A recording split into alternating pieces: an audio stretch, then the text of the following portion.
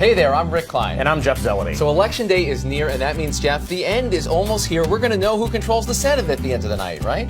Wrong. Because of runoffs, because of recounts, and Rick, more than anything else, because of those independent candidates out there who are going to complicate things on election day. So let's start with the runoffs. There are two states where it's not enough to win. You can't just beat the other guy. You need to get 50% of the vote plus one. In Louisiana, Mary Landrieu, the incumbent, she's got a whole mess of candidates running against her, almost certain not to get 50%. That means a runoff December 6th. That's right, not just Louisiana. It's a southern rule also in Georgia. Democrat Michelle Nunn, if she does not beat Republican David Perdue or vice versa on election night, they wait until January. 2 more months of overtime campaigning. The new Congress will already be sworn in.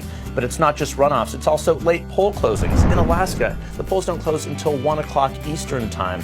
And it's not just late poll closings, Rick. It's all those small villages. It takes a long time to count the ballots. So it'll probably be noon the next day before we know who is the winner in Alaska. And if it's really close, absentee ballots can be received up to 10 days after the election and still get counted. Back in the lower 48, it's the independents. What a story this year. A shocker in Kansas. Greg Orman, an independent candidate, he could actually win this race with no Democrat in the race. And he hasn't said, if he gets to Washington, is he going to join the Republicans? Is he going to join the Democrats? He has not said, but he's not the only one. Just up the road from Kansas in South Dakota, former Republican Senator Larry Pressler, he's running as an independent. There could be 4 independent U.S. senators who could hold a lot of control once they get to Washington in the new Congress. But not only that, look for those recounts, Rick. We'll have our eye on airplanes. Where are lawyers going to be going?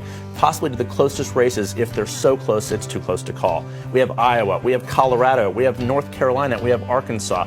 All those states very, very, very close. Polling within the margin of error, and it has happened before in terms of the recounts. And then at the end of the day, you could have a really fun scenario. A tie, a 50-50 Senate. And you remember high school civics, ties in the Senate are broken by the Vice President of the United States. And this Vice President Joe Biden, would like nothing more than to come back to the U.S. Capitol, return to his place in the U.S. Senate where he was for 36 years, and preside over these final 2 years of the Obama presidency. So you know what that means, Jeff? Rick, it means Biden time.